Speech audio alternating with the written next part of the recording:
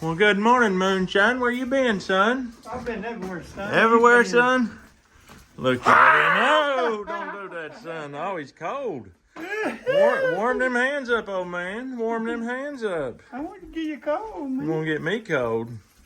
You get yourself gigged in the ribs, what you'll do. You ready for a little bit of bacon, son? I went out. Look here, I went out and got bacon out of the new smokehouse, and I fried it up for you. You did. I fried it. Listen. Hear that? Thanks for egg, Oh. Put bacon in the pan, hey? Yeah. Yeah, that's time. Now Man. it's time to get you. Yeah, you suffer around here, don't you? Look at him getting that coffee pot. What you getting that coffee cup I'm for? going to get that coffee cup over here. Oh, I can't believe you, son. You drink all my coffee. Yeah. I know, I love it. You suffer, don't you? You suffer, don't you? You suffer. Oh. Folks, if you believe he's here suffering, hit that thumbs up. You know what we just done? We ain't gonna get no thumbs up. Nobody believes you're suffering. Before storage come on, I want to read you something. We got another letter from Moonshine Jack. You remember what he said in the last letter? He said, "This is my last letter. I ain't seeing you no more." And you remember what I said? I said, "Well, I'm sorry it's your last letter, but if there's one thing I learned a young fart like me can't change the mind of an old fart like you." But he sent a 2-pager. Ooh.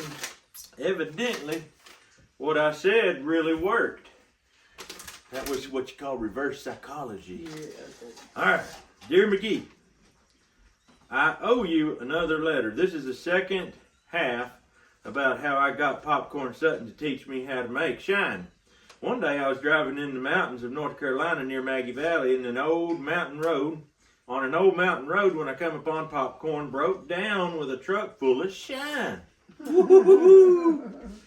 I asked him could I help him. He said he had to get this shine off the mountain, so I helped him put it in the back of my truck.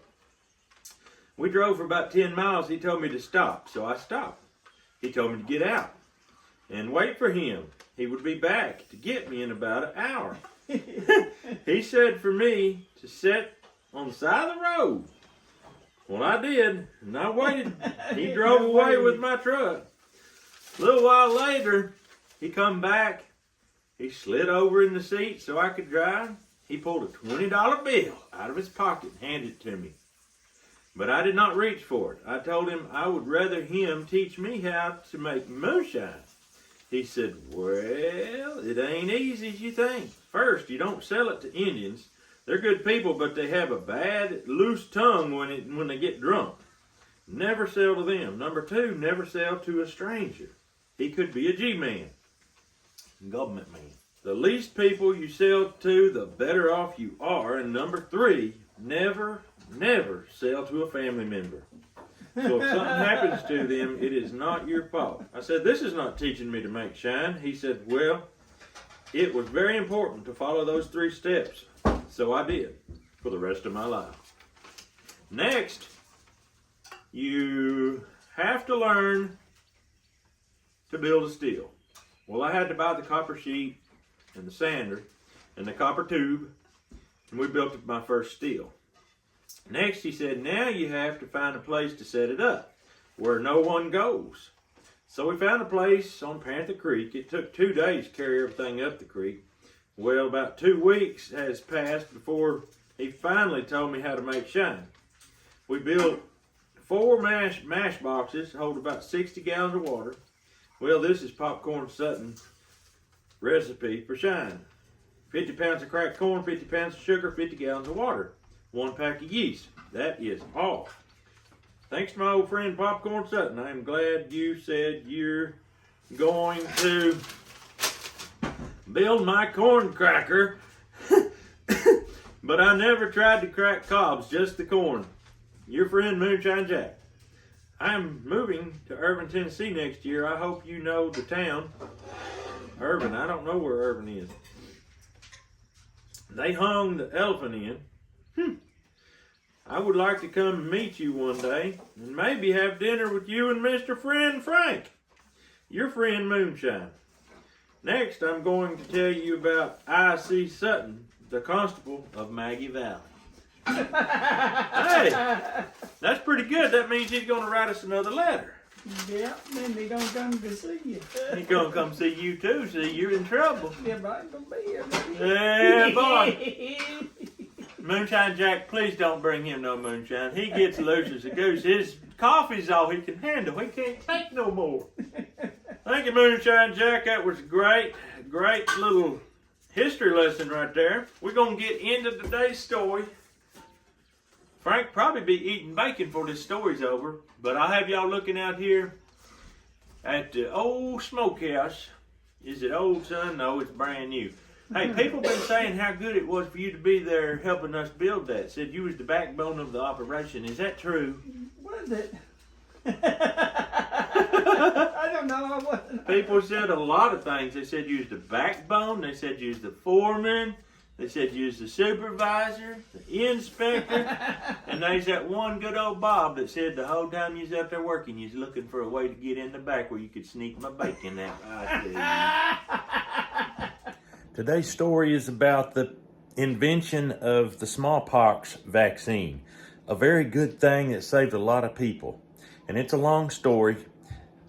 If you don't want to watch it all, I don't blame you. But at the end of it, I've got a lawyer talking as I'm driving down the road, talking about the newest vaccine that came out for the big bad one, the big COVID. So on this channel, we are not afraid to bring you the real facts. And this is not my opinion. That's why I don't talk anything about that. Look at that. Blue, purple stuff. Been castrating pigs. But anyway, this video is so long, I know you might miss it. So I wanted to jump in here and tell you about that. Story time! We got Aunt Nikki and Uncle John. Hey, everybody! Come on! Your story hour's on! Welcome to your story hour. I'm Aunt Nikki. And I'm Uncle John, and we're here to bring you today's Inspiring story. Hello, everyone. Now, if I remember correctly, Uncle John, today's episode is the second and final part about Edward Jenner. That's right, Aunt Nikki. And in the first story about his life called What the Milkmaid Said, we learned how many children, well, people of all ages, died from smallpox. I was so surprised to learn that smallpox was just considered a part of childhood back in those days, much like chickenpox was when we were growing up, except that smallpox was much more deadly. That's right. But now, thanks to vaccines, many diseases are very uncommon. But before Edward Jenner's day, the word vaccine had not even been invented, let alone a vaccine itself. In fact, nobody even knew about germs or viruses. They did use the word virus, however, but in his day it meant poison, and that's not how we use the word today. I see. So the meaning of virus has changed over time. Exactly. So let's remember that fact as we listen to our story today. We can do that. All right.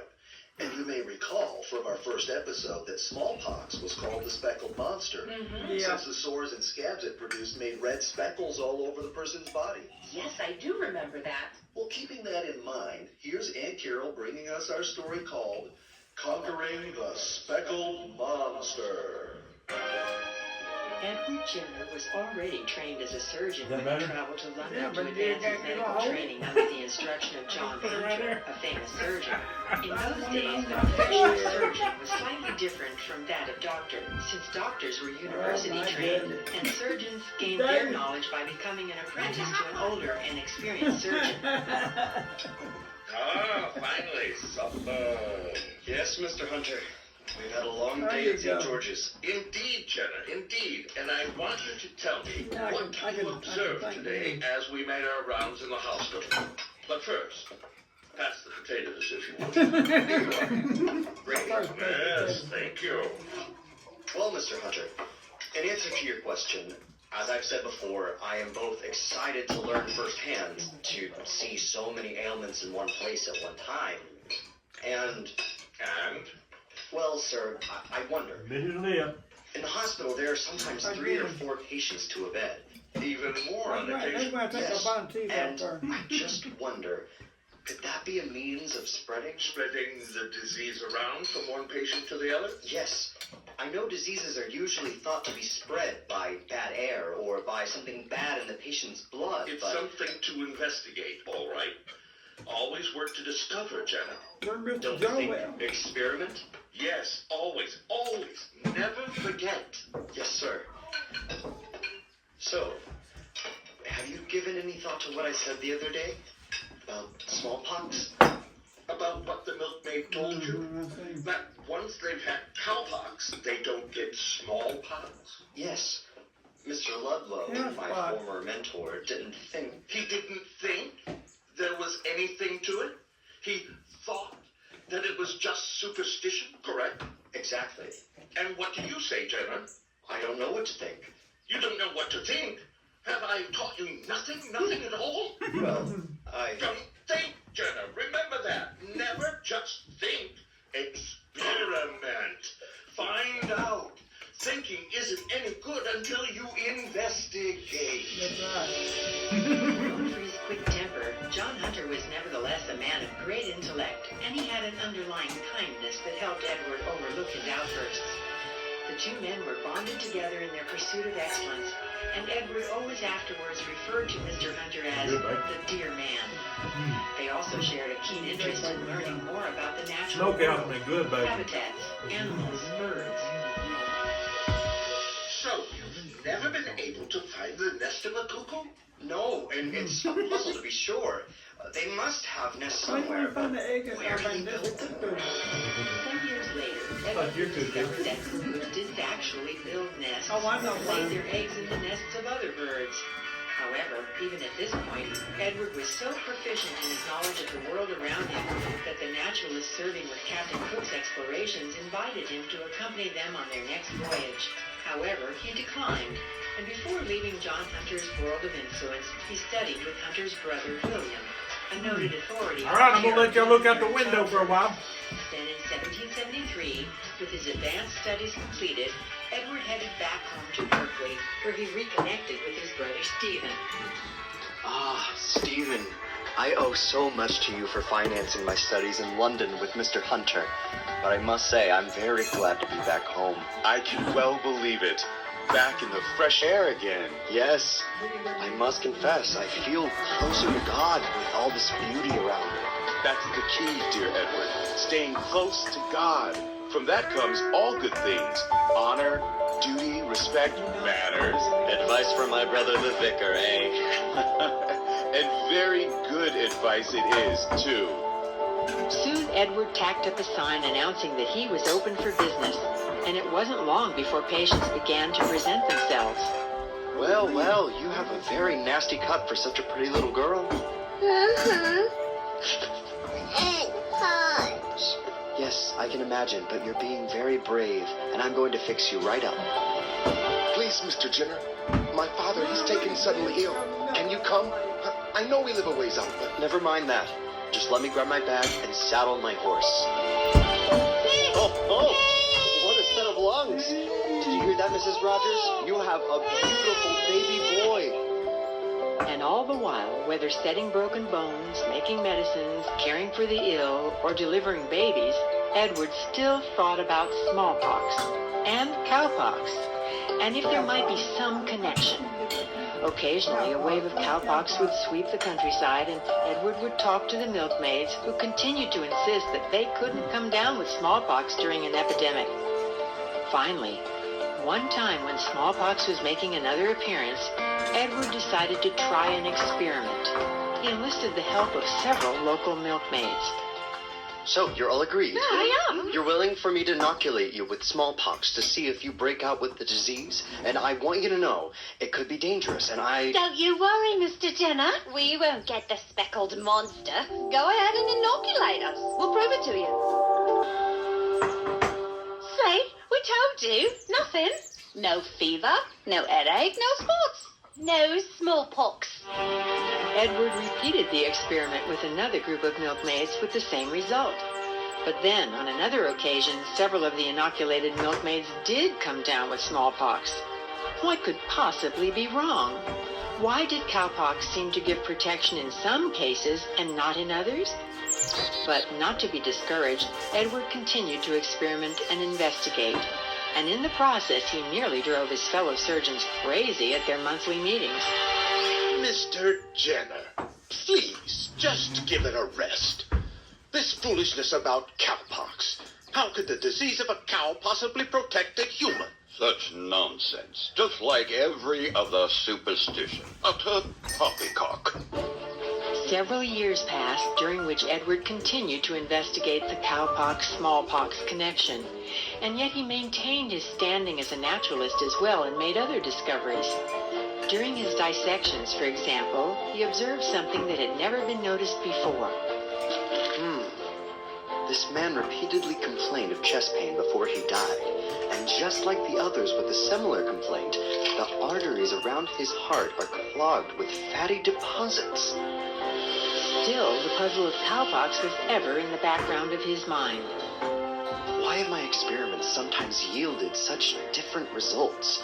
I've performed the cowpox inoculations on the milkmaids in exactly the same way each time, and yet, much to my surprise, some of them did come down with smallpox. Maybe there really is no connection after all. And then, suddenly, Edward had an idea. Could it be that not all rashes or sores on a cow were caused from cowpox, but something else instead? If so, maybe the dairymaids who came down with smallpox had never really contracted cowpox. Then again, could timing make a difference? Could it matter when, during a cow's infection, the milkmaid became infected with cowpox? First, I need to find out what other diseases can produce sores on a cow's belly. And I must determine if catching cowpox when a cow is just coming down with it, or is almost over it, means that the virus is weak. Maybe a milkmaid is only protected when she gets cowpox during the most severe stage of the cow's infection. And so Edward decided to put his theory to the test. He would inoculate his volunteers with cowpox from pus taken from a cow at the height of its infestation. And later he would inoculate them with smallpox. If none of them came down with smallpox, maybe he would have solved the mystery. Unfortunately, however, the wave of cowpox suddenly disappeared, so any experiments would have to wait until it swept across the countryside again. Still, he continued to work out the problem. I say, Jenna, every time our Gloucester Medical Society meets here at the Ship Inn, you are forever prattling about milkmaids. But just imagine, what if I have found a way to prevent the misery and death of so many hundreds, thousands, millions? And I think I've solved the problem of why cowpox doesn't always prevent smallpox. So victory may be... Cowpox, smallpox, who cares? Just send the people off to the inoculation stables and then we'll But don't you see? We might not even have to use the inoculation stables. If my theory is correct, then... Really, Jenna, we all heard enough. First you tell us the old wives' tale about cowpox preventing smallpox, and then we learn that you've actually inoculated people with the disease of an animal. Oh, well, you call that scientific. I think it's dangerous. As do I. Now, gentlemen. I also have deep reservations about the cowpox-smallpox connection, but there may be value in experimenting to find out if, in fact, Mr. Ludlow. After all, he was your apprentice. I'm just saying. Well, experimenting is the only valid way to discover the truth. Yes. The truth is that the speckled monster is here to stay. Really, Jenner, I wonder if you're entirely fit to practice medicine. Besides, we have other things to discuss. And if you don't stop with this nonsense, we may have to revoke your membership. Oh, now, just a minute, gentlemen.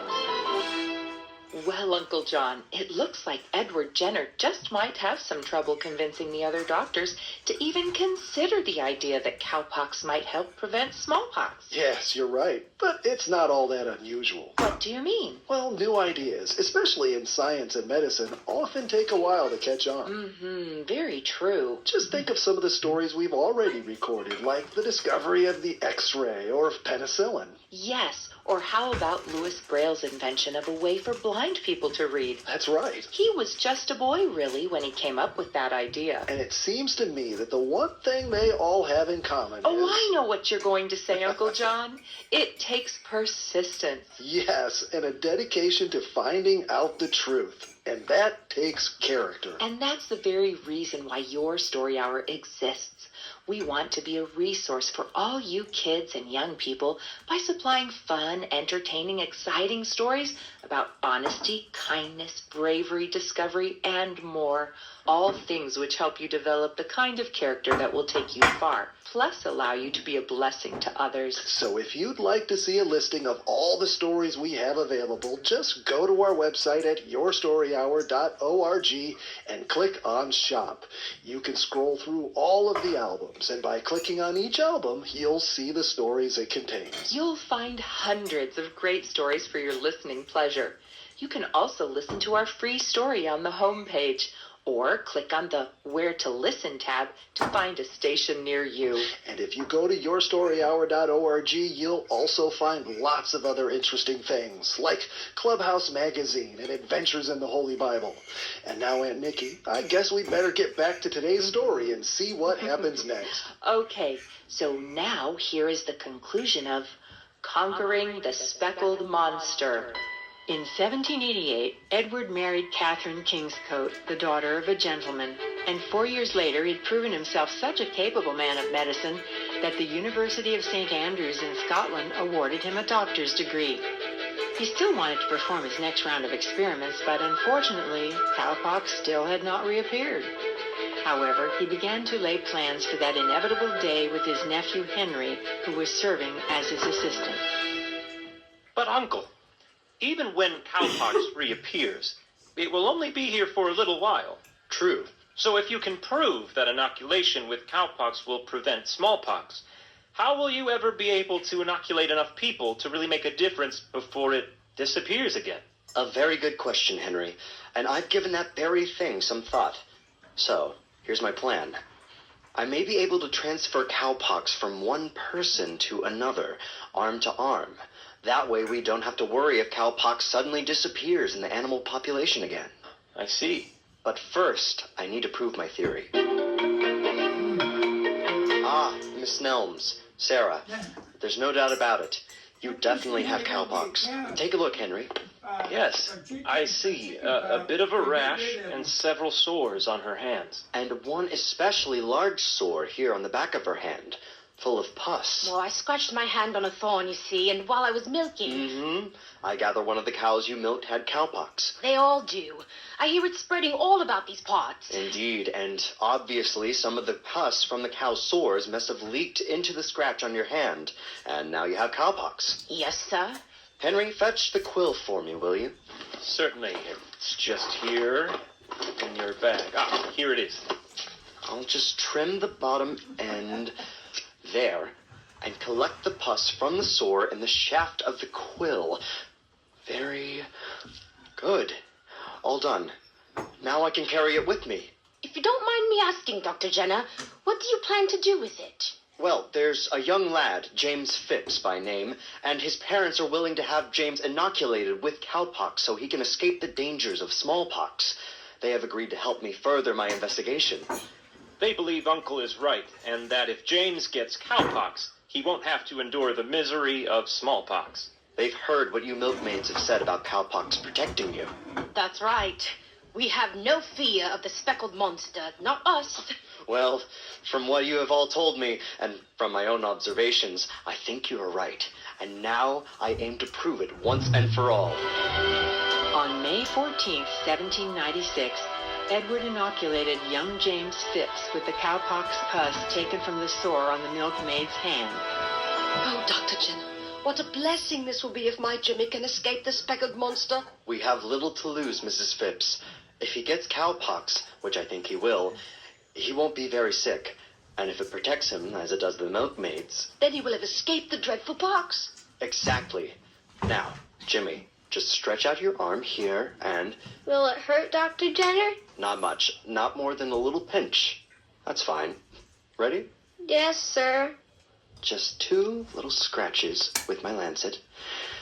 What a brave little boy you are, Jimmy. You didn't even move.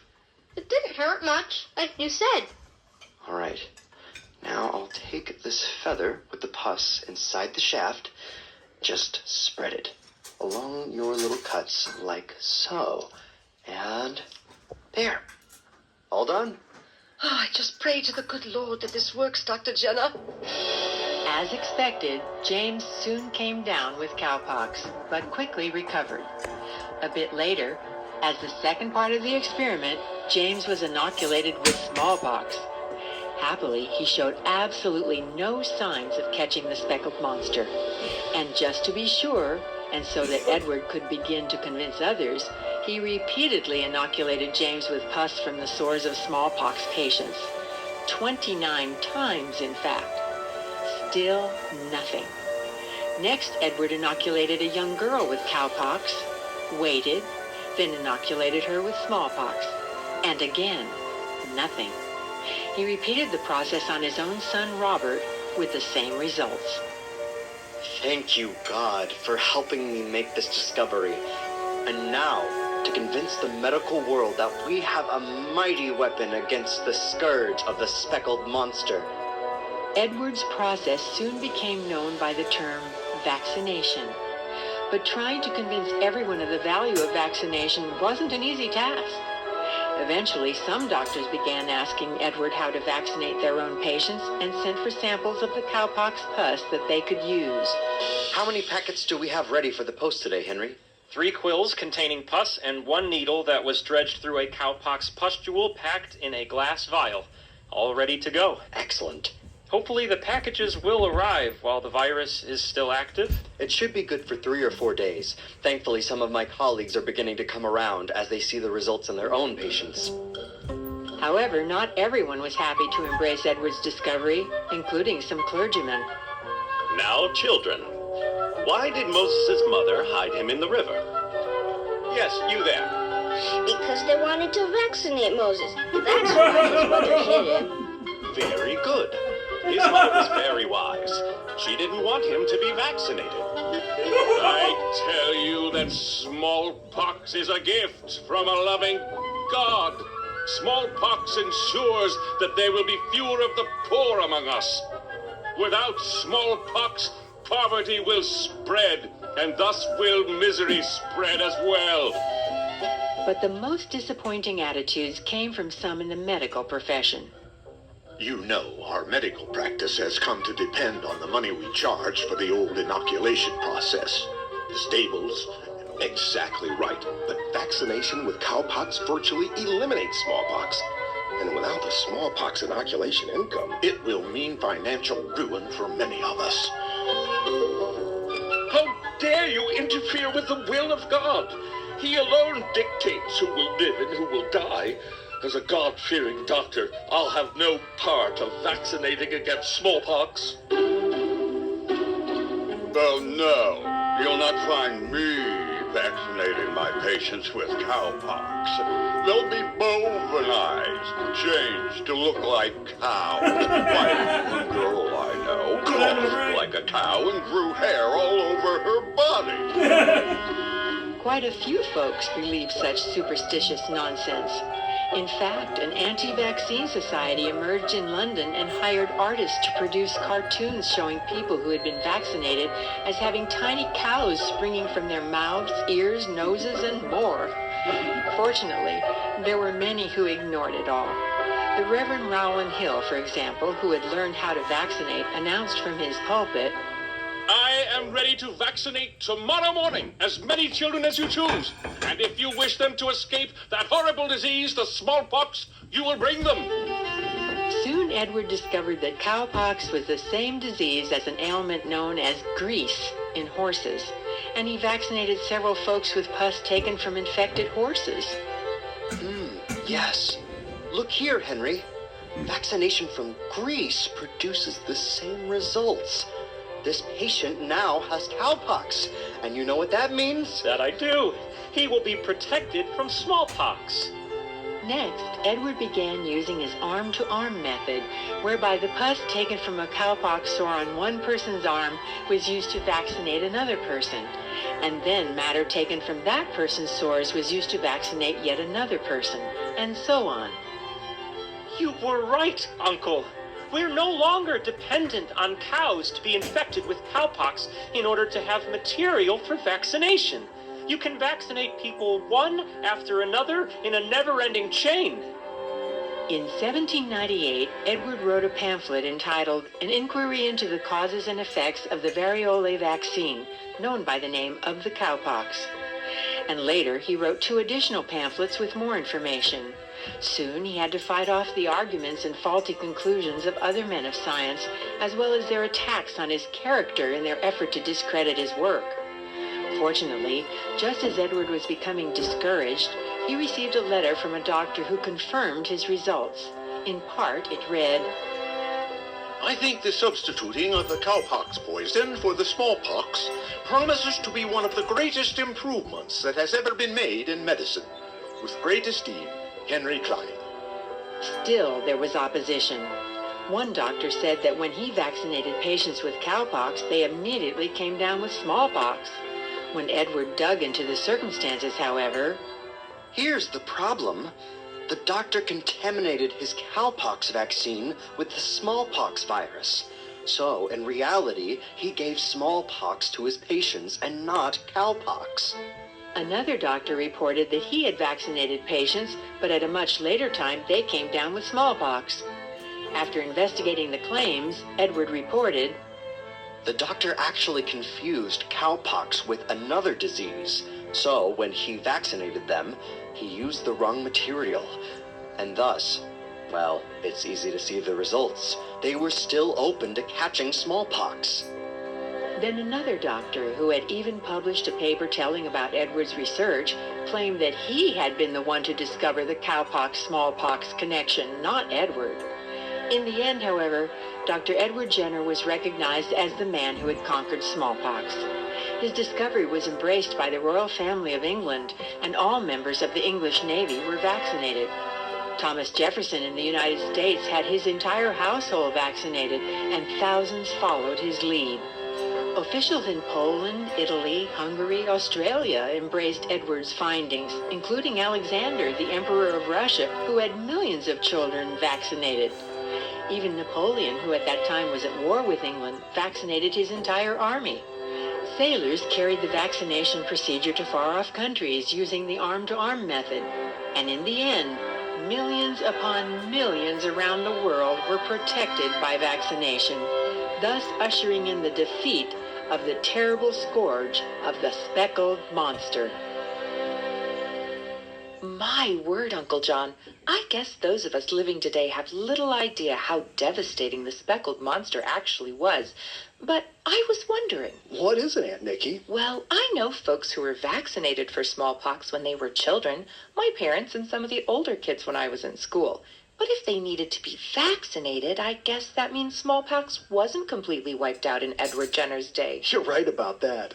Here in the United States, smallpox vaccinations were halted in 1972 since only one person had died of the disease in the previous 17 years. But in other parts of the world where smallpox vaccinations weren't as common, the disease still took millions of lives every year. That's terrible. Yes, but thankfully by 1977, the speckled monster was effectively stopped in its tracks worldwide. However, well, for research purposes, the smallpox virus is maintained in 2 high-tech labs, one in the United States and one in Russia. Plus, millions of doses of the vaccine are stored and ready just in case. I'm glad to hear that. By the way, did Dr. Jenner ever receive any rewards for his discovery? Oh, yes. In recognition for his work, the British Parliament voted him a grant of £10,000. That's more than $1 million today. And later, they gave him an additional £20,000. Wow! Many universities gave him honorary degrees. Several countries erected statues in his honor. The Empress of Russia gave him a special ring, and Napoleon Bonaparte recognized Edward's accomplishment by producing a medal in his honor. I see. Very nice. And maybe the most unusual gift of all came from the North American Indian chiefs. Many of their tribes had been devastated by smallpox, and they gave him a string and a belt of wampum. and a certificate of thanks. Well, Uncle John, you promised to bring us a story about a person who had saved millions of lives, and I must say, you've delivered on that promise. And now... Oh, I know. We're going to have to leave it there and say goodbye to all our friends who've been listening in today. I'm afraid so. But before we go, we want to remind everyone to take a look at all the fun things on our website at yourstoryhour.org. We mentioned Clubhouse Magazine before. Clubhouse is packed with stories, puzzles, jokes, riddles, cartoons, and more. You'll also find a place to sign up for Adventures in the Holy Bible, a set of 52 stories about Jesus and his teachings. You can even receive free copies of our audio stories as you progress through the series. You'll also find a place to leave your comments. And for our adult friends, there's a place to donate to help us produce more character-building stories. Your Story Hour is a donor-sponsored ministry. Every gift, large or small, is much appreciated. And now we really must go, but we certainly hope you'll join us next time. For one thing, we'll have another great story all ready for you. And for another, we'll really miss you if you're not along for the ride. So be sure to tune in. We'll be waiting for you. Looks like it's over, Frank.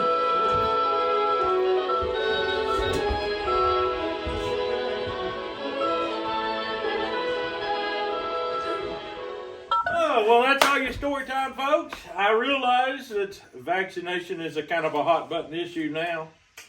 And I'm not going to get into that a whole lot, but I will say it's a shame that vaccination has become a political issue now. And our government has kind of screwed it up. What do you think about that, Bubs? No comment. Slowly, maybe he is getting smart in his old age. I never dreamed. Oh my goodness. So the Florida Surgeon General, Dr. Joseph Ladapo, he sent a letter to the Food and Drug Administration, the FDA, and the Centers for Disease Control and Prevention, the CDC, citing that there is a 4,400% increase in reports of vaccine adverse event reporting with regards to the life-threatening conditions in the state of Florida since the rollout of the mRNA COVID-19 shots. I mean, you just go on our website, look at that chart, and it's very obvious the increase in 2021 and 2022 of these adverse effects from the VAERS data in Florida. So what I'm looking at right now is a graph, and it's a bar graph that goes from left to right, starts in the year 2006 and then moves all the way up to 2022. And this is Florida data too. This is just Florida, and this is where you get this 4,400% increase. I mean, has anyone ever heard of such a high percent? In fact, he says he's never seen anything like this. Right. No one has. So back in 2006, Florida had adverse reactions to vaccines, reported 626. Then from 2007 to 2017, it was in the 1,000 range. Started at the low 1,000s and worked its way up to about the highest in that time frame was about 1,800. So that was from 2007 to 2017. That's a 10, 11 year time frame. Mm-hmm. Then you look at 2018 to 2020, and it bumps up a little bit to about 2,400. So 2018 is 2,476, 2019 is 2,480, 2020 is 2,466. So it pretty much flattens out. It has a bump from 2017, but it flattens out at about 2,400 per year. Now 2021 comes in, and guess what happens in 2021?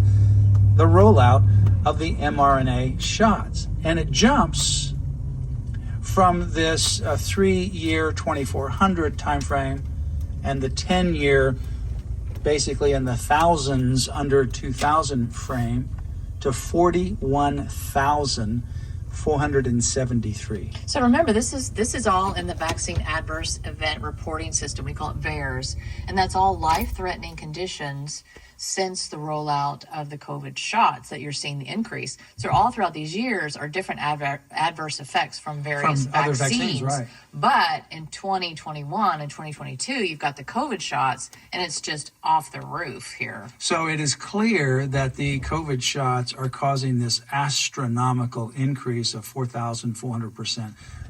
This really gets back to leadership. Governor Ron DeSantis is a great leader in Florida. He's been very bold on pushing back on all these COVID restrictions and propaganda. And he nominated a highly, highly qualified person to be the Florida Surgeon General, Dr. Joseph Ladapo. And they have looked at the actual data and the facts. And thank God that they are strong and coming out and saying this.